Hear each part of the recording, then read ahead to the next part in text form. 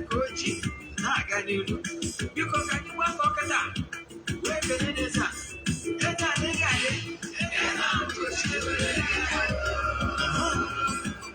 EZE-ANA Ugochi tubelu. Nwoke ọma na oraifite ị ga-adị.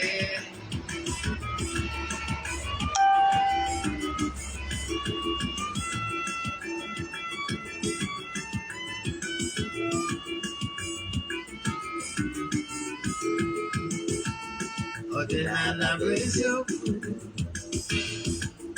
ọdịnala bụ ụzọ ndụ. Ịma na o nwere olu na-eti mkpu na-asị ụmụ Igbo chigharịa, ụmụ Igbo chigharịa. Kwa mbọsị ọ na-eti, n'ụtụtụ n'abalị ọ nọ na nkụzi. EZE-ANA Ugochi tubelu, onye ọma na oraifite, onye mgbasa ozi ọma ọdịnala gaba n'ihu. EZE-ANA Ugochi tubelu, onye nwanyị ji eme ọnụ. Ọdịnala bụ ụzọ ndụ gaba n'ihu.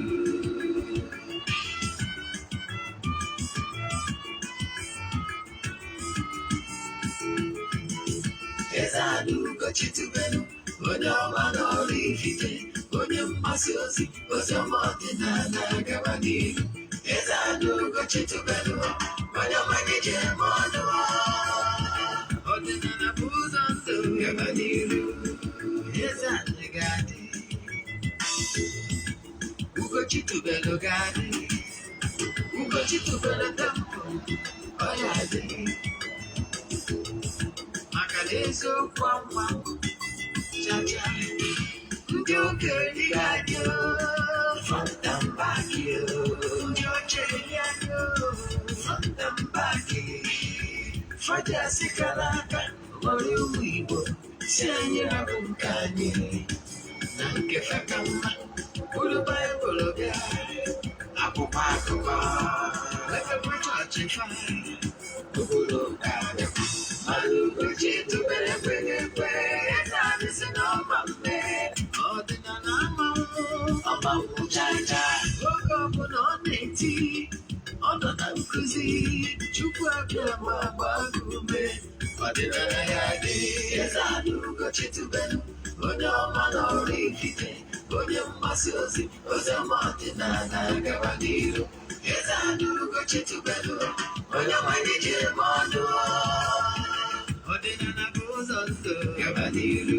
EZE-ANA Ugochi tubelu, onye ọma na oraifite, onye mgbasa ozi ọma ọdịnala gaba n'ihu.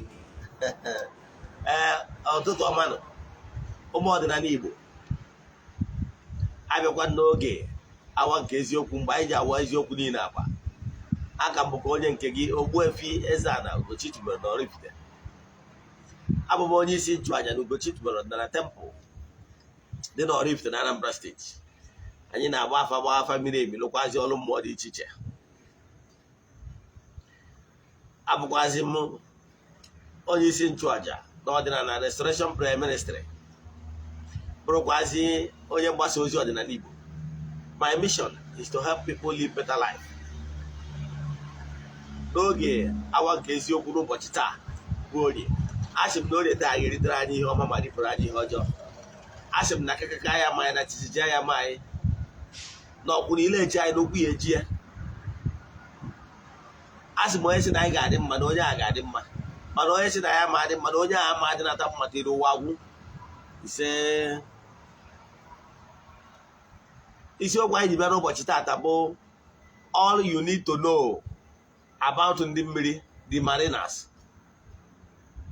and what you should know. They are not responsible for all the misfortunes, all the piawazos, all the challenges you are facing today. Believe in me, mmiri is not responsible for all of them because of ignorance. There were a lot of things that when it came cause mpiawazo, when it came on it's not mmiri. I can tell you for fact. Onya bishop Kajibia. Kaiko here when he called a very bino. King Alessi na ihe ọbụla etu a na-emere gị disappointment na-emere gị si na ndị mmiri nke bụ eziokwu na a na-ebo ndị mmiri ji na aja. Yes, some of the things na-eme ndị mmadụ today abụrụ ndị mmiri dị responsible. Quote me anywhere. Onye bụ isiokwu anyị ụbọchị taa. Mana before anyị gaa n'iru, echefuna ọkwa dị mkpa na anyị aja anyị na-achụ kwa ọnwa nke ọnwa Nọvemba ga-ebido Nọvemba 6th, last kwa for 14 days, emechie na Nọvemba 9. Na 9 ahụ anyị ga-achụkwa aja dị iche iche mekwasara aka dukwa ebu na anụ dị iche iche ndị mmadụ erikwa ma ṅụọ dịka anyị si eme. Maka ndị amaranụ, oge anyị ga-present people's prayer request to the entities of power na temple, na-achụ aja n'isi fa onye ọbụla one by one. Achụcha aja bọsị nke 14 days ya emechie aja mbunye na aja pụrụ ihe. Aja esighị n'aka eme bunye ọtụtụ ndị mmadụ elu. Akwa m onye na-eshi testimony, but I can tell you for a fact, I'm a living witness. So ọmụdị chọrọ isonye na aja, ihe ị ga-eme we forward ya 3 prayer requests. He said there made donation token to the account number. Ndị na-esonye bụ amago the account number, mana maka gị nwa onye ọfụ echat ya m na WhatsApp ka m gwa ya account number and if forward ya 3 prayer requests, then agwazie gị information ndị ọzọ I need from you. Enwe ike book gị nke a ofu. Nke bụ abụ ọkwa nji wee bịa bụ echefuna na anyị na-eme, anyị kwuru na n'ọnwa obido n'ọnwa Ọktoba, ọnwa Nọvemba na ọnwa Disemba na anyị ga-appreciate our fans. Yes, ndị na-esonyere anyị n'oge awa nke eziokwu, ndị ihe anyị na-eme na-amasị, ndị na-enye aka wee share our messages. To qualify, anyị kwuru na onye a ga-abụ onye na-share all our messages. Nke bụwa onye a bụ onye ga-akọment na program anyị na-eme, ọ bụrụ iwu na ya bụ life. Yes, nke bụ eziokwu m na more ị na-enye aka na-eshi our page, enwere recognition sienu adọgwa ka anyị si ama ndị wụ our core friends and fans. Yes, so nke ọnwa Ọktoba, n'ọnwa Ọktoba agwụ anyị ga-erecognize ha. Nke a ofu. Nke abụọ bụ na ọnwa Nọvemba anyị ga-emekwa n'ofu. Then ọnwa Disemba anyị ga-enwezi fan of the year. N'ọnkwara ihe onye dị iche a ga-enye ndị mmadụ. Nke a bụ ofu ọkwa dị mkpa. Sa agwana nga etu ị ga-esi wee nwee ike isolite elele na ndị na-ihe aya ọnụ enweta some gift n'ọnwa ọbụla, nwezie nke ọnwa Disemba. Nke ọzọ na minus nke a enwere airtime anyị na-eshare every day anyị na-eshare 1,000 naira airtime, 500 naira each. O nwere ike ịbụ MTN, nwere ike ịbụ Glo, nwere ike ịbụ Airtel. Like taa anyị ga-eshare Airtel and MTN. I na-eshare nke every day. Then and also ndị bụ our fans, ndị nwere ike iketa oke na ya bụ airtime anyị na-eshare ụbọchị. Nke ọzọ si bụ nwere ọkwa mmalụ yesterday. Ọ bụrụ na iji contact ndị na-afụ maka rice, this Nigerian foreign rice, ndị distributors ha, ndị na-afụ maka ha, ọ bụrụ na iji nọmba ha, biko forward ọrụ m ya na WhatsApp. Anyị chọrọ ka anyị mee order rice ndị anyị ga-ekegasị ndị mmadụ na by December. So ọ bụrụ na enwe onye iji nọmba, biko, because n'isi n'aka those real farmers ndị nwere ọya aka dị cheaper than they just go na open market. So you let me know. Chat na WhatsApp for that. Because ọ bụ ụbọchị Wednesday ụbọchị anyị ga-ekwubi okwu n'isi ndị Friends of the Temple na ndị enyi anyị gasị. And anyị kwukwara na ọrụ anyị na-alụ n'Ugochi na temple na distance abụrụ ebara ya, weda ma ọrụ mmụọ ma ọ bụ na anyị na-agba afa ya gazie. So anyị abịago n'isiokwu anyị ji bịa n'ụbọchị taa. Isiokwu anyị ji bịa n'ụbọchị taa bụ ọ na-abụ ndị mmiri eme n'elu akọbiri ndị mmiri eme na akọbiri ndị mmiri onye ọbụla na-akpọ ndị mmiri nke bụ isiokwu bụ na the pictures nwa na-epenti about ndị mmiri adịrọ as wicked as you people think. Believe in me. Mmiri enwe ilo, ndị mmiri abụrụ ndị obi ntagide, ndị mmiri bụ ndị obi ọma. But it's unfortunate na ọtụtụ ndị mmadụ na-awa eme nta akpọ ndị mmiri, eme imo akpọ ndị mmiri. Mbịa taa ka nkọwala gị nke bụ eziokwu ihe merenụ. Ndị mmiri ihe na-afụ bụ ndị na-ebuli mmadụ elu, mee mmadụ odogwu, mee mmadụ eji amatụ. I'm a living witness. Ihe ọ bụrụ na ị nwere link with water, direct or indirect, ndị mmiri ihe ndị mmiri chọdoro n'ebe ị nọ bụ alignment, recognition. Agwara m na nna like iji onwe mmadụ mgbe a kpọrọ m oku a ịlụ ọrụ. Then I called upon ndị mmiri gwa ha na enwere m ike ịlụ ọrụ a successfully without their support. Maka na mmiri bụ ndụ, mmiri ebe ihe eji awụchi ihe juru unyi ka ọ dị ọcha. You cannot do without water. I call upon them to assist me so that we can succeed massively. And if we succeed massively, it means that na how and ha succeed massively. I know what man. You know what I did?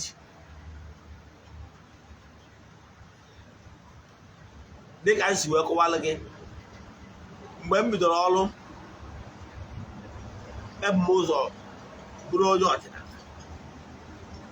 before eventually they kpọrọ m ọrụ sie iwu na mma alụ dị ọrụ dịka dibịa na onye nchụaja. Now ihe m na-achịkọwara gị mere bụ na ihe mere bụ na mgbe m rụchara ọrụ mmiri, then mgbe m chọziri ibido ọrụ, mgbe gwa gị na etu nsi wee jee na mmiri mụ na ha so wee jee na ya wee gwa ha achụaja m ekwetago na mma arụ dị ọrụ na m neriri ya sọpọtụ. Ihe ndị wee jee na ya bụ mmiri bụ eji m nzu, eji m edo, echefutara mgbe onye na-eji na mmiri ego ayọrọ ya adịrịrie, ego ayọrọ mkpụrụ ịnọ ga-adịrịrie mgbe ọ bụla ị na-akwa ibu ga-eje na mmiri. Ka stand for to pay up for debt of ụgwọ ọbụla iji mana mmadụ mana mmụọ n'ọnya ka iji jawa ego ayọrọ akwụ. Now o wee bụrụ na mụ eje kwalụzie ma hot ma ihe ọnụ na-eri and the rest of them, wee jewe ebe anwa wee gwa ndị mmiri ihe niile na nkwa ihe aka ya lụọ 1000 naira wee lụọ, wee gwa ha na-abụrụ m ụbọchị nkwọ na every nkwọ ọbụla na m ga na-abịa for 4 consecutive nkwọ. Na ihe chọrọ bụ ka ha bunye m ike, ka ha mee m odogwu, ka ha mee nka mpụta ihe, ka ha mee ka anụ aha m n'ọrụ over the world. N'ọrụ a na mma arụ ya pụta ihe dee ude na ya. Ruo ebe anwa wee sị na ọ na-abụ na bifo ọkụkọ a na-efe n'elu na ọ ga-eti obi n'ala. Ịghọtara ya? Bifo ọkụkọ efe n'elu ọ ga-ebu ụzọ tie obi n'ala. Ihe bụ ihe kpatara ya na ọkụkọ bụ anụ na-akpa n'ala. So before ofenye uti obi n'ala wee gwa ana yes bụkara na bụ ebe ọ na-akpa. O nwere link with those earth elements, the gnomes. And the birds of the air nwere link with the air elements. Ọ bụrụ ya ka m bịara ikuzi taa mana ọ ka nkọwara gị ihe. For the fact na anụ ọzọ na-akpa n'ala nwere link with land element. etu a ka o siri kwa na mmadụ nwere link to so many. Agwa gị na amụrụ ụbọchị nkwọ mana bụrụgwa onye mmiri, so mmadụ nwere ike inwe link, inwe mbara gị branches. Ọ ya kpatara adịmala ekere ikuzi gbasara element because ndị mmadụ adịghị aghọta ya. The elements are interconnected. You nwere ike inwe link with all the 4 cardinal elements. Ọ bụrụ onye ka m ji bụ ikuzi taa, mana ya na-achịkọwala gị bụ na for the fact na mbụ ndị mmiri na m nwere link with mmiri, then o nwere ka m mesi bido ọrụ wuti ata ejeghị gwakwa ndị mmiri si ha na m achọghị ibido ọrụ a. Ịghọtara ya? Ọnya bụ ihe mmiri na ọkọchị ife dị n'obi ụzọ tie obi na wee fenie. Yes, etu a ka ọ dị. So I have to tell them na m achọghị ibido ọrụ a maka because I need their blessings. Wee je gwafa wee sị na mma abịa na mma apụdo ha ọdịdị 4 times representing afịa na anụ ụbọchị na anụ. The first time m jere akwa m adịmara agba aka afụ nwata ese n'ọnụ ọkwa eziokwu. So wee gorusia nnọọ ụmụ ihe ndị a nzu edo nkwụ ihe niile wee jewe na mmiri wee saa na m bịara ka m gwa ụnụ na m ekwenago na m arụ ọrụ a, meenụ ka m pụta ihe, meenụ ka ndị ude, meenụ ka m na-alụ na-aga, a na-agwọ ọ na-ele yọchaa ihe niile dị m mkpa, dọrọ ha ihe m ji wee bịa. Weruzie joy soap wee saa ahụ, sachaa ahụ na mmiri wee na-agwakwa ha na nkwụ ọzọkwa na mmemme gịnị na mma abịakwa. Echefukwana na ihe a ngwanụ kịta ọ bụrụ mmadụ gwara m mee ya, mana ọ mgbe m na-eme spiritual exercise ka a gwara m, maka na abịago m je gwa ndị ana na m achọghị ibido ọrụ. Mgbe m na-achọ na-eme dị spiritual exercise wee sị m jekwa ka njegwa ndị mmiri maka na m niriri ya support ka m wee survive succeed massively n'ọrụ a. Njekwa jegwa ndị mmiri ewee sị m na m eje 4 times wee jebe lụkwa the second nkwọ ngorukwa ihe ọnụ na-eri ma nzu ma edo etu a nsi wee kwa the first time ka nsi kwa the second time. Etu a ka nsi kwa the second time lụkwa nyekwa ha sakwa ahụ na mmiri wee na then na the third time kwa mmekwa the same thing. Olukwa gwakwa ha na nkwọ ọzọ kwa na mma abịakwa. Olukwa nkwọ ọzọ mere the third nkwọ nkekwa mmekwa the same thing. Olukwa na nke ọzọ kwa mere the fourth nkwọ njekwa mmekwa the same thing. Sasi ahụ wee na wee bido ọrụ. Nke a awụrụ opportunity a wee gwa gị, ọ nwere ndị nwere ike ịda agwa gị enwere ụbọchị ụdị special na ị nwere ike ije na mmiri. Yes, ejigo m nke m amaara ya ọkwa eziokwu. Agwara nke na nje na mmiri echọrọ m ka ọ bụrụ ụbọchị orie. Yes, echebere m ka ọ bụrụ ụbọchị orie. O nwere ịkpata ji mee etu awa because na for the fact na mbụ nwa nkwọ for the fact na mbụ nwa nkwọ ana na anaghị arụgere m na m ga-enyekwa ụbọchị ahụ ndị nna abịakwụtawa bụ ndị mmiri makwa na amụghị nwa nkwọ. E nwere izi mkpatara na amụghị nwa nkwọ bụrụ onye mmiri. Ịghọtara ya? Ọ bụrụ iwu na onye ọbụla na amụrụ ụbọchị eke ama abụ onye mmiri. No, ọ dị afọ na enwere ọ dị possible na mmadụ nwere ike ịmụ mmadụ ụbọchị afọ ọ bụrụkwa nwa mmiri. Ịghọtara ya? Ọ bụrụ iwu na ọsọ onye amụrụ ụbọchị orie bụ onye nwa mmiri. Mba, ọ nwere onye amụrụ ụbọchị orie mana ndị mmiri abụrụ kọọ. O nwere link with water, yes, mana e nwere other element dịkwa higher. Ịghọtara ya? So ọ bụrụ na onye bụrụ ha na onye amụha na ụbọchị orie automatically bụrụ onye mmiri. Yes, ị nwere link with water, yes, mana level mmadụ dị committed na ndị mmiri. Example, o nwere onye bụ onye mmiri direct, nnukwu onye mmiri, onye bụ link ka o nwere na ya. Ịghọtara ya?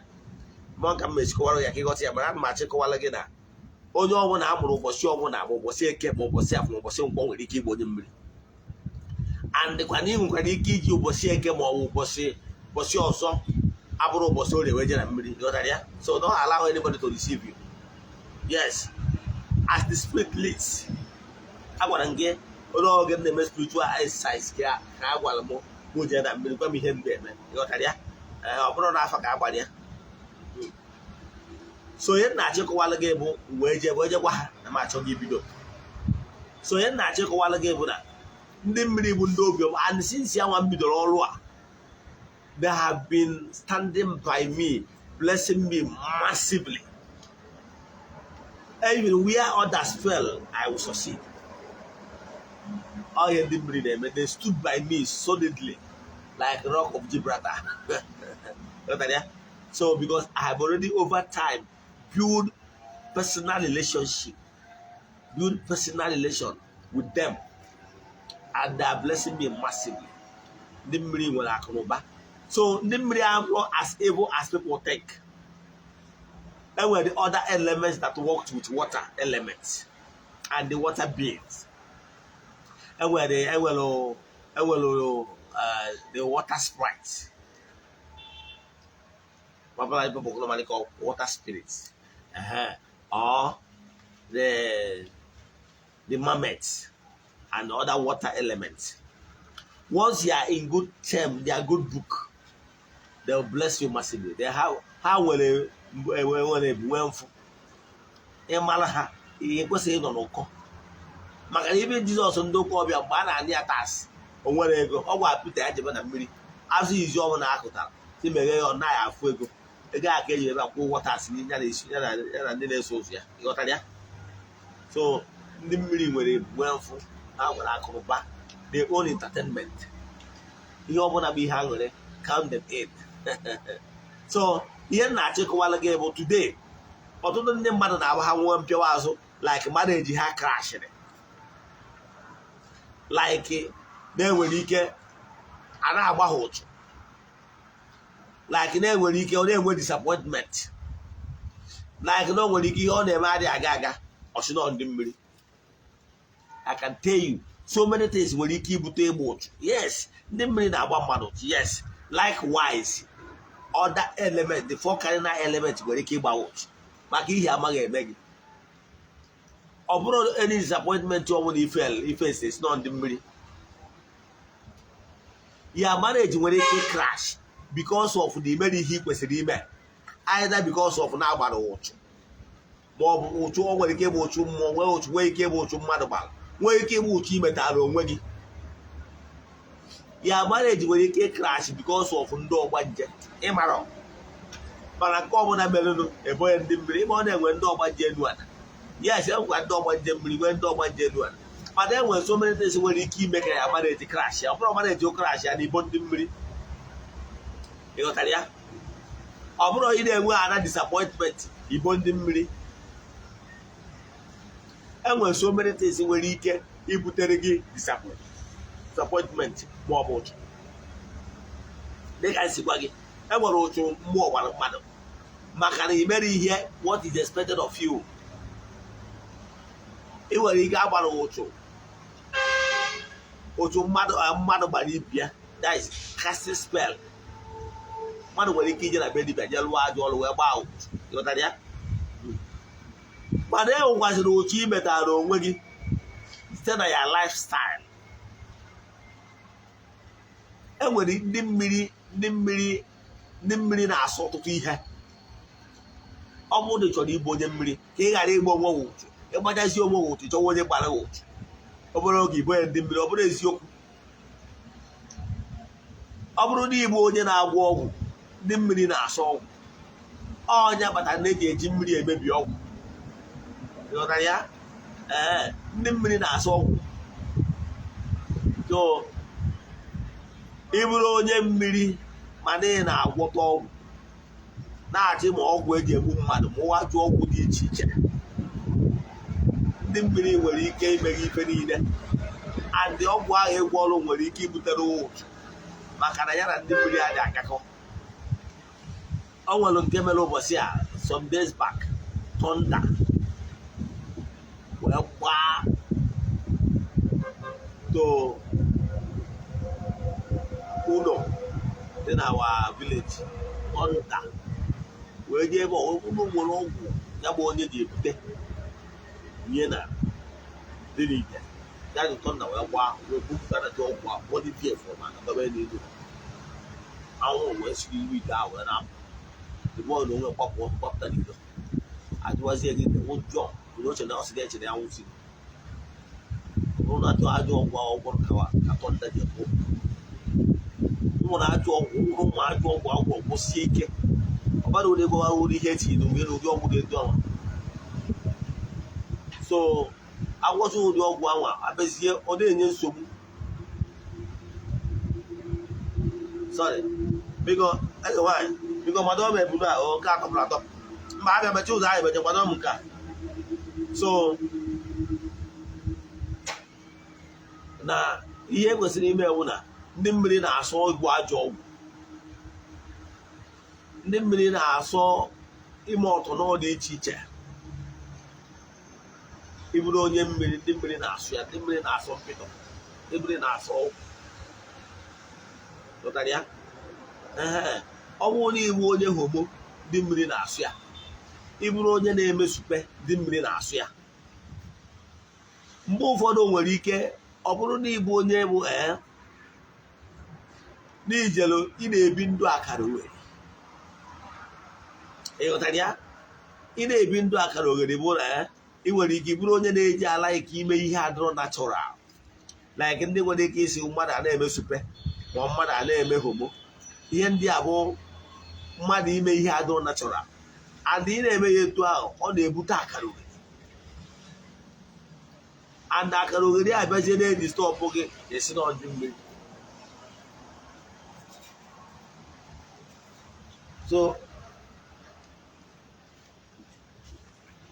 so ọtụtụ ndị mmadụ bịazie nwee ụfọdụ ihe akara oghere ha metara onwe ha akara oghere na-enye ha nsogbu asị nọ ndị mmiri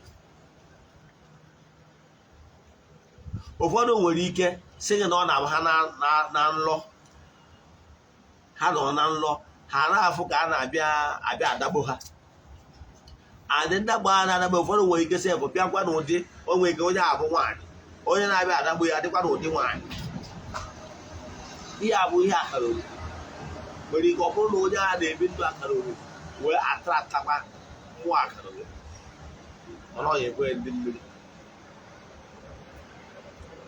ya o nwere ike ọnwụ nọ nwoke ọ bụkwa na ọgwọ nwoke ya na-abịa adakwu ya onye ajụjụ gịnị na-eme ọ bụ ụfọdụ n'ime ndị a bụrụ amoosu ụfọdụ n'ime ya abụ lifestyle butere akara oghere enwere so many things nwere ike ibute ụdị akara oghere dị etu ahụ nwere ụfọdụ ihe nwere ike ibute ihe akara oghere ụfọdụ nwere ike ịsị gị na ya na-abụ ya na-alahụ ụla ya na-enwe mmekọ ọ bụrụ mmekọ niile ị nwere na nrọ ọ bụ ndị mmiri dị responsible ka nkọwala gị ụnụ ebuzi na ndị mmiri everything ọ bụla ji na aja ebo ndị mmiri ọ bụrụ na ebu somebody na-ada laikiri ịda wọchị nude pictures ndị yi mbenukwu ma ọ bụ ndị gba ọtọ ma ọ bụrụ onye na-alaiki ịwọchị fim a na-akpọ pornography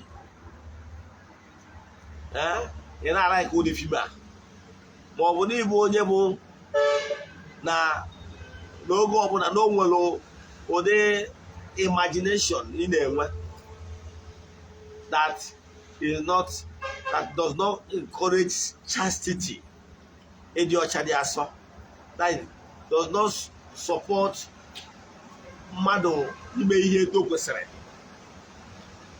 ụdị ndụ dị etu anụ ahụ dị etu a nwere ike because our mind ihe fụrụ bụ n'ọka photocopy nwere ike ọpụta all those ya earthly experiences ị na-enwe ma ọ bụ those film ahụ ị na-watch ya mind bụ the photocopy na-erekọd ha ncha niile and o nwere ike o rekọd chazie ya oru n'abalị we start playing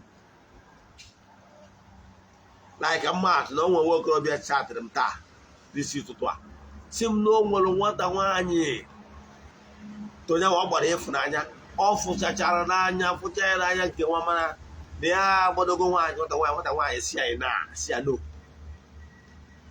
ọ apụrụchizie m na-asị m ma o nwere ọrụ enwere ike ịlụ ma o nwere ihe m nwere ike inye na ịghọtago ma nwere ihe nwere ike ime elu ka nwata nwaanyị a wee ebe gịnị wee kwere ya wee sị achai na Eze-Ana Ugochi tụrụ arịa agwọ ọgwụ wee kọwara ya na maneji abụrụ etu ahụ o si eche ana o nwere ike ọ bụrụ maneji o nwere ike ọ bụrụ oyi ka ọ na-achọ. See, I take two to tango. If the woman is not accepting you, then move on. Then maka na enwere ike ihe so gị na ihe sue amachọ ị nwere ike na anụ ahịa like ya mmadụ mana mmụọ gị na ụnụ adịrọ compatible. So if the lady in question is not giving you audience, she's not interested, move on. Ọ bụrụ na ọwụ ya woman, two of you will later have reasoning together. So mana gị nwere sị ka ije chọọ ka ime ihe ọjọọ ka o wee bụrụ na gịnị mere na ọ acceptụrụ gị is no. So n'ọnya ka m na-akụwara ya si ya na ihe kwesịrị ime nwan bụ kaba arụ fụ na imedu ihe dị n'ụzọ gị hapụzie. Ọ bụrụ na onye abụ onye wu onye nke o nwere ike ọ na-akpọ ụla onwe anọda echiche obi esikai na ka enyeghị chance ịghọtara ya ma ọ ka chee ihe ị gwara ya. So ọ bụrụ ihe ọ ga-abụ inwetazi gị chọba ka ị ga extra mile ma ọ gwụwa ọgwụ ka iwe nweta. Ihe m na-achịkọwalụ gị bụ na some of the sense in the dream nwere many things na-aka ọsị ya. Yes, enwere ike ịbụrụ onye na-abụ oge ọbụla your thought, your mind is filled with thinking about so many things. Ka ngwa ihe bụ the thought ma the power of thought. Jizọs ndị ụka ọbịa nwere ebe ọ gwara ndị mmadụ atịghị na akwụkwọ Matiu sị na-agwala ụnụ akwa n'iko mana na ya agwa ụnụ n'eziokwu na ọ bụrụ na ị na-enwe anyị anya agụghị ikwa iko wee gụọ gị ọ sị na ịkwa asagoro ihe nwaanyị ahụ ike orie etu aka esi dị ya. So igosi the power of thought. Ị nwere ike ime na physical mana ya thought ha eme gị. So ọ bụrụ na iwe onye oge ọbụla ihe na-efilu ya thought is ndụ anụ ahụ nke bụ eziokwu na o nwere ike ịdakpu ụla ndụ anụ ahụ play life. ịghọtara ya? So try to always fill your mind, your thought with something positive. By so doing, you will be able to ward off some of this negative energy. You know what I mean? So here na chikowa abuna. Some of these things they may know abro na kete. But before I get n'iru ka ekpogoro card ya iji wee bịa.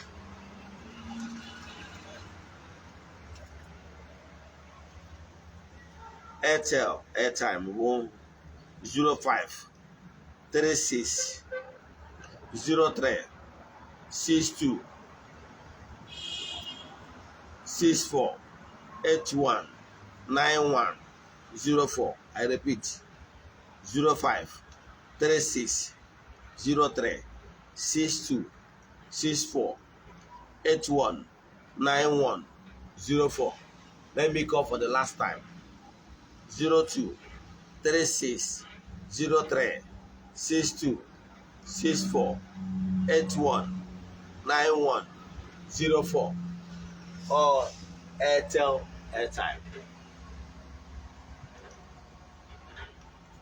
Let me call the MTN as well. 86 72 83 86 26. I repeat 86 72 83 86 26. Let me call for the last time.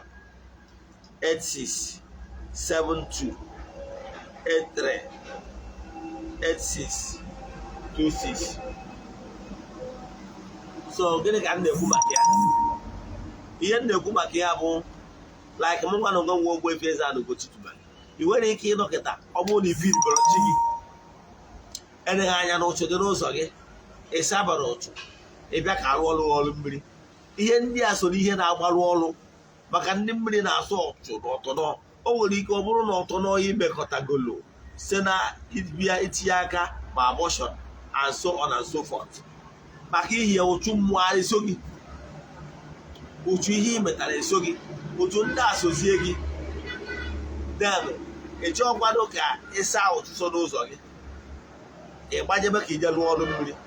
Nke bụ eziokwu na ọrụ mmiri a nwere ike ife maka na ya guide and ya elements ndị mmiri gị kwesịrị ịnọ gị nso to help you and build harmony, because ihe a na-achọ ime ụbọchị ahụ bụ aligning, ka eme udo n'etiti gị na ndị mmiri. Example, ị nwere ike na-akpọta mmadụ ka nwegoro onwe mmadụ, ị na-achọ ka mụ na mmadụ wee come closer in common. Ọsọ ya gworo nwatakịrị, ọ bụrụ na nwatakịrị ajicha toilet fichagoro ike, masị onye kwe ya na ya je fichagoro nwa ike, ịghọtara ya? So ị ga-adịrịrị ọcha before iwe ike approach ya ndị mmiri for anything concerning building personal relation. A ga-enwerịrị ka ebi udo personal relation gị na ndị mmiri gị, mana ị ga-adịrịrị ọcha. So ihe na-ekpatara ụfọdụ ndị mgbarụ ha ji efe elu bụ na enwere ndị nwere ike ọ kpọtụgoro chi ya, ọnwụ na ụchụ dị n'ụzọ, ọ sabere ụchụ.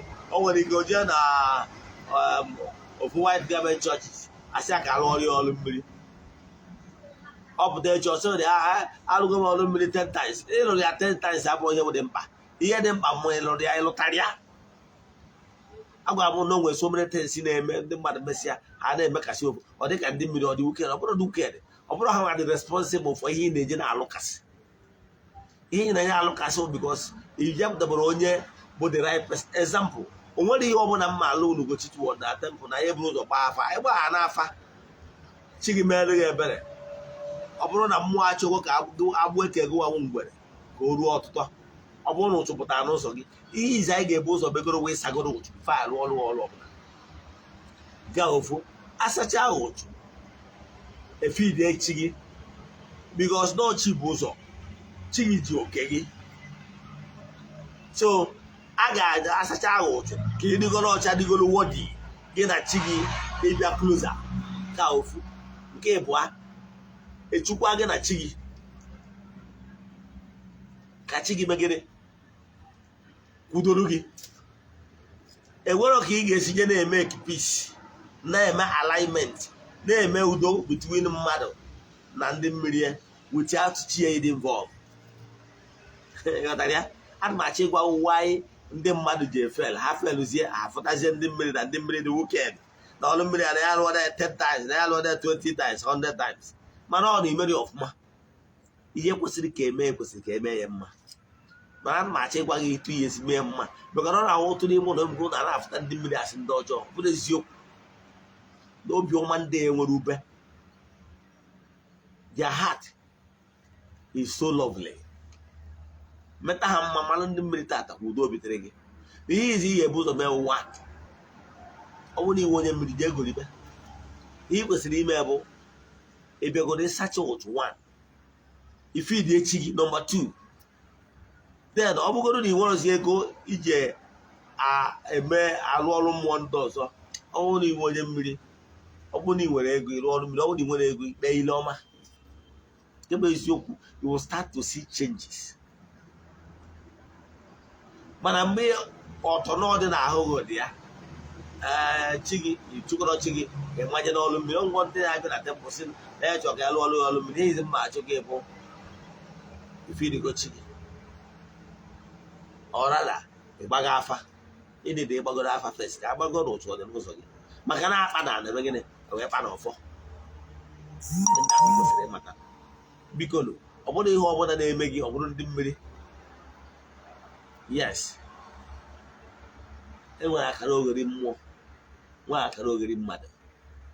Enwere so many things nwere ike butere gị ọdachi n'ụzọ gị that ndị mmiri has no hand in it.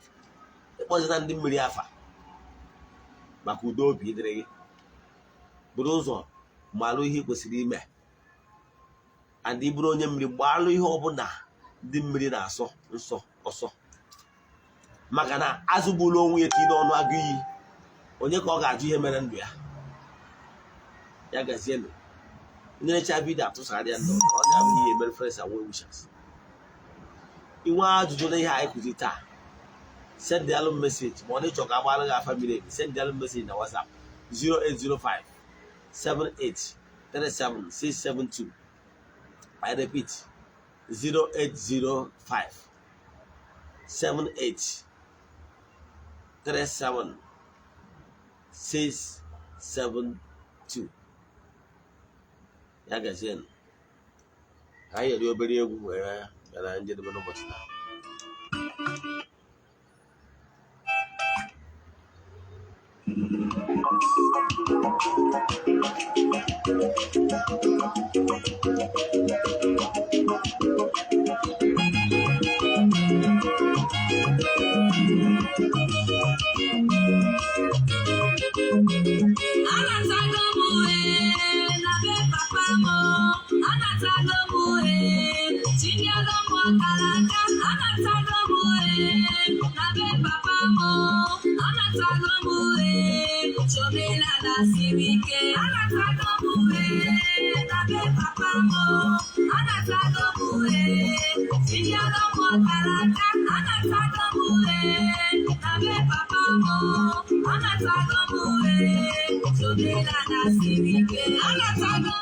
Ka anyị dọbiri etu a ọ ga-adịkwa ụdị oge a echi niile bụ Wednesday by 9 AM ya gazienụ ọfọm